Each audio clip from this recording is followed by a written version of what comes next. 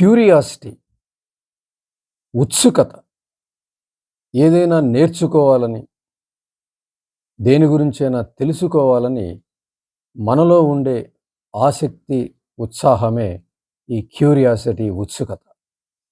జీవితంలో ఇది చాలా అవసరం. జీవితంలో ఒక క్యూరియాసిటీ, ఒక ఉత్సుకత అనేది అవసరం. నిజానికి ఇది సహజంగా బిడ్డలో బాల్యంలో ఉండటం మనం గమనిస్తాం. ప్రతి పిల్లవాడిలో కూడా మనం గమనిస్తే ఒక క్యూరియాసిటీ అనేది వాళ్ళలో గమనిస్తాం. అనేక ప్రశ్నలు వేయటం, ప్రతి ఒక్కదాన్ని తెలుసుకోవడానికి ప్రయత్నం చేయటం. అంటే క్యూరియాసిటీ అనేది, ఈ ఉత్సుకత అనేది మనిషిలో సహజంగానే 100% అందరిలో ఉండే పరిస్థితి ఉందని మనకు అర్థమవుతుంది. ఈ తెలుసుకోవాలనే ఉత్సుకత, ఆసక్తి, కోరిక ఇవన్నీ కూడా సహజంగా ఉండే అవకాశం ఉందని మనకు తెలుస్తుంది. ఎందుకంటే పిల్లల్ని మనం చూసినట్లయితే వాళ్ళు ప్రశ్నలు వేయటం, వాళ్ళని బయటికి తీసుకెళ్ళి వెంటనే ప్రతిదీ కూడా దాని గురించి తెలుసుకునే ప్రయత్నం చేయటం. ఏ పార్క్‌కి గాని, ఎక్కడికి గాని తీసుకెళ్తే అదేంటి? ఇదేంటి? ఆ ఉత్సాహం, ఆ ఉత్సుకత, ఆ ఆసక్తి మనం గమనిస్తే పిల్లల్లో అదే ఉత్సుకత మనలో కూడా బాల్యంలో ఉండేదని మనకు అర్థమవుతుంది. అదే ఉత్సుకత, క్యూరియాసిటీ మనకి ఉందని అది అర్థమవుతుంది పిల్లల్ని గమనిస్తూ ఉంటే. అంటే సహజంగా ఉండేటువంటి ఆ ఉత్సుకత తర్వాత క్రమంలో కొనసాగే వాళ్ళు జీవితంలో ముందుకెళ్తారు. వాళ్ళు జీవితంలో వృద్ధిలోకొస్తారు. అనుకున్నవి సాధిస్తారు. పాజిటివ్ మైండ్‌తో ఉంటారు. అన్ని ప్లస్ పాయింట్స్‌తో ఉంటారు అని మనం ఆలోచిస్తే, ఎవరికైతే ఆ ఉత్సాహం తర్వాత జీవితంలో క్రమార్కంగా తగ్గిపోతుందో, ఆ సహజమైనటువంటి ఆ ఉత్సుకత, ఆ నేర్చుకోవాలనే కాంక్ష, తెలుసుకోవాలనే ఆసక్తి, ఇవన్నీ క్రమంగా తగ్గుతూ వస్తాయో, వారి జీవితం నీరసంగా కొనసాగటం, నెగెటివ్‌గా జీవితం అడుగులు ముందుకెళ్ళటం అనేది మనం తెలుసుకోవచ్చు చాలామంది జీవితాలను మనం గమనిస్తే. అంటే మనకి సహజంగానే జీవితం పట్ల ఉత్సుకత అనేది సహజంగానే ఉంటుంది. అంటే పుట్టిన బిడ్డకి వెంటనే ఉంటుంది అనేది మనకు తెలుస్తుంది. ఈ పెరుగుదల క్రమంలో అవి కొనసాగుతాయా? క్షీణిస్తాయా? అనేదే తర్వాత ప్రశ్నగా మనకి మారబోతుంది. అంచేత బాల్యంలో ఒక బిడ్డకి శిక్షణ ఇస్తున్న క్రమంలో, పెంపుదల చేస్తున్న క్రమంలో తల్లిదండ్రుల యొక్క పెంపకంలో ఉన్నటువంటి లక్షణాలు ఏవైతే ఉన్నాయో ఆ పేరెంటింగ్, ఆ క్రమంలో పెరిగే అవకాశం ఉంది, తగ్గే అవకాశం ఉంది. ఎందుకంటే 100% కూడా ఈ ఉత్సుకత జీవితం కొనసాగే వ్యక్తులు కనపడరు మనకి. ఒక తరగతిలో ఒక 20 మంది, 30 మందిని మనం గమనిస్తే 2 రకాల వ్యక్తుల్ని మనం చూడొచ్చు. ఆ ఉత్సుకత నశించిన వ్యక్తులు అందులో ఉంటారు. ఆ ఉత్సుకతతో కొనసాగుతున్న వ్యక్తుల్ని మనం చూడొచ్చు. చాలా అతి తక్కువ మంది ఆ ఉత్సుకతని కొనసాగిస్తున్న విద్యార్థులు మనకుంటారు. అలాగే ఎక్కువ మంది ఆ ఉత్సాహాన్ని కోల్పోయిన వ్యక్తులుంటారు. మధ్యస్థంగా కొంతమంది ఉంటారు, ఇటు అటు కాకుండా. ఈ రకమైన విద్యార్థులు మనం ప్రతి తరగతిలో కూడా గమనించొచ్చు. ఏదైనా వాళ్ళకి వచ్చిన వెంటనే అడగటం, తెలుసుకోవాలని ఉత్సాహం. ఇది తక్కువ. అంటే జీవితంలో చాలా అతి తక్కువ మంది మాత్రమే ఆ ఉత్సాహాన్ని కొనసాగిస్తున్న పరిస్థితి మనం అనేక చోట్ల. ఎక్కడైతే ఒక 10 మంది చేరతారో అక్కడ మనం గమనిస్తే ఈ ఈ క్రమాన్ని మనం అక్కడ దెబ్బతింటం మనం గమనిస్తాం.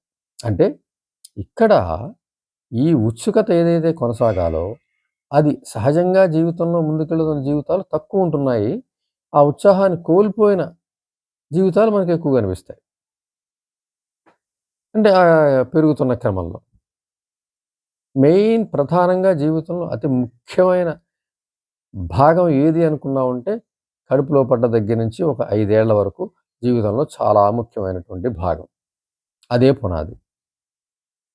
తెల్ల కాగితంగా ఉన్న మనసు మీద అక్కడ చెక్కబడతాయన్నమాట. మిగిలినవన్నీ కూడా రాతలే. చెక్కబడేది అక్కడే. మనసు మీద, మనసు అనే ఒక పాలరాయి అనుకుంటే అక్కడ తల్లిదండ్రులు చెక్కుతారక్కడ. వాడి లక్షణాలన్నీ కూడా చెక్కుతారు. చెక్కే క్రమంలో ఫిక్స్‌డ్ అనమాట. ఈ 5 ఏళ్లలో ఏం చెక్కారు అన్న దాని ప్రకారమే అక్కడ ఉన్న క్యారెక్టరిస్టిక్స్ ఏవైతే చెక్కబడతాయో, రాయబడతాయో అవే జీవితాన్ని కొనసాగిస్తూ ఉంటాయి. అంటే ఈ ఉత్సుకత అనేది కొనసాగుతుందా లేదా అనేది దాన్ని బట్టి మనం ఆ స్క్రిప్ట్ ఏదైతే రాయబడిందో దాన్ని బట్టి మనం తెలుసుకోవచ్చు. ఈ వ్యక్తిని కొద్దిసేపు మాట్లాడి మనం కౌన్సిలింగ్ చేస్తే ఆ స్క్రిప్ట్ ఏమిటి అనేది మనకు అర్థమవుతుంది. ఇది ఎవరికి వాళ్ళు కూడా అర్థం చేసుకోవచ్చు. వాళ్ళు కూర్చొని వాళ్ళ క్యారెక్టరిస్టిక్స్ అన్నీ రాసుకుంటే అదే అక్కడ సమానంగా ఆ స్క్రిప్ట్‌తో సమానంగా ఉంటుంది. తాము ఎలా పెరిగామో అర్థమవుతుంది. తాము పెరుగుతున్నప్పుడు ఏ ఏ భాషలు ఉపయోగించారు, ఏ ఏ మాటలు ఉపయోగించారు, ఏ ఏ భావాలు ఉపయోగించారు, ఇవన్నీ కూడా అర్థమవుతాయి. అంచేత ఈ క్రమంలో మనం జీవితం యొక్క ఉత్సుకత తో ఉన్నామా లేదా, కోల్పోయామా లేదా తెలుస్తుంది. అంటే అక్కడ ఉన్నటువంటి అక్కడున్న ఆ స్క్రిప్ట్‌ని మనం అర్థం చేసుకుంటే మన ప్రస్తుత స్థితి అర్థమవుతుంది. అంటే ఇదంతా కూడా నిజానికి ఉత్సుకతతో జీవితాన్ని కొనసాగిస్తూ ఆహ్, జీవితంలో అభివృద్ధి పొందుతూ వెళ్తున్న వ్యక్తి అవసరం లేదు నిజానికి. పాజిటివ్‌గా వెళ్తున్న వ్యక్తులకి ఈ మీమాంసలు గాని, ఈ సమీక్షలు గాని అవసరం లేదు. విజయం వెనక విజయం, పని వెనక పని చేసుకుంటూ వాళ్ళు వెళ్ళిపోతారు. ఉత్సాహంగా ఉంటారు, ఆరోగ్యంగా ఉంటారు, మానసిక, శారీరక ఆరోగ్యాలు కరెక్ట్‌గా ఉంటాయి. ఎప్పుడైతే మనసు బావుందో శరీరము బావుంటుంది. దాంతో ఈ ఈ వ్యక్తికి ఎప్పుడైతే ఈ ఉత్సుకతను కోల్పోతూ వస్తాడో, కోల్పోయిన క్రమంలో అంటే నేచురల్‌గా పుట్టిన ఈ ఈ అంటే దేవుడిచ్చినటువంటి ఈ ఉత్సుకత పెంపకంలో నశించిపోతే, అక్కడి నుంచి ఒక నీరస స్వభావంతో ఆ కుర్రవాడు పెరుగుతూ ఉండడం, తర్వాత తరగతిలో చేర్చినప్పుడు స్పష్టంగా మనకు కనపడుతుంది. ఇంట్లో ఉన్నప్పుడు కూడా తెలుస్తుంది. ఆ బాల్యంలో 5 ఏళ్లలో మనం గమనిస్తూ ఉంటే ఆహ్, ఈ బిడ్డ యొక్క పరిస్థితి మనకు అర్థమవుతుంది. అలాగే ముందుకెళ్తూ ఉంటే తరగతి గదిలో అతను చేర్చినప్పుడు ఒకసారి ఇప్పుడంటే సీసీ కెమెరాలొచ్చాయి. సరే ఒకసారి తర్వాత అతని ప్రవర్తన మనం అక్కడుండే మనం గమనిస్తే ఎలా కలుస్తున్నాడు? ఎలా రెస్పాండ్ అవుతున్నాడు? ఉత్సాహంగా ఉన్నాడా? నీరసంగా కూర్చున్న చోటే కూర్చుంటున్నాడా? ఎవరితోనో మాట్లాడుతున్నాడా? అసలు ఇతనితో ఎవరితోనైనా మాట్లాడుతున్నాడా? ఇవన్నీ గూడా మనం గమనించొచ్చు. ఇవన్నీ గూడా తెలుసుకోవచ్చు ఇవన్నీ గూడా. ఇవన్నీ గూడా బిడ్డ యొక్క ప్రవర్తనలో మనం గమనించొచ్చు.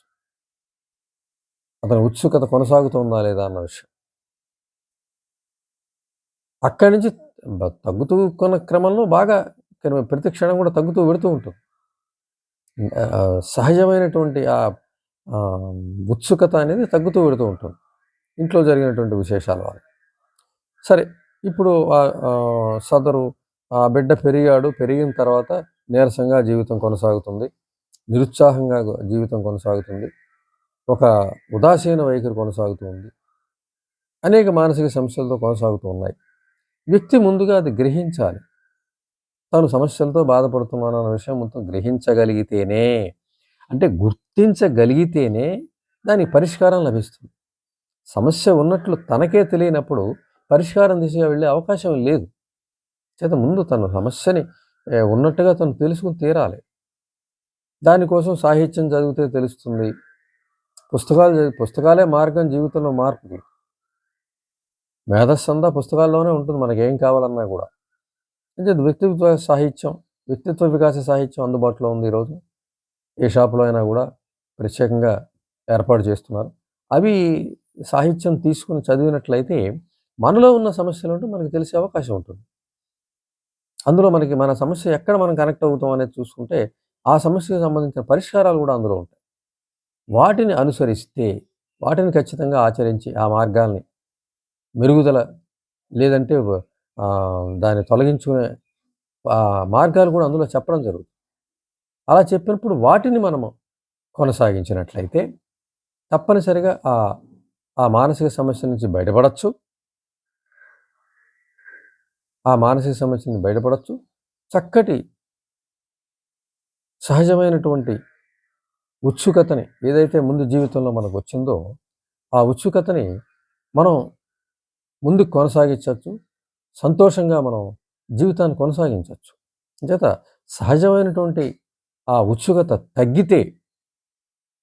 తగ్గినట్టుగా మనం తెలుసుకోగలిగితే, దాన్ని మరలా మనం పునరుద్ధరించుకొని, మన స్వీయ ప్రయత్నంతో ఆ ఉత్సుకతను మన జీవితంలో తెచ్చుకున్నట్లయితే, జీవితం చాలా ఆనందంగా ఉంటుంది. శారీరక, మానసిక ఆరోగ్యం ఒనగూడుతుంది. చక్కటి ఉత్సాహంతో మనం బ్రతికే అవకాశం ఉంటుంది.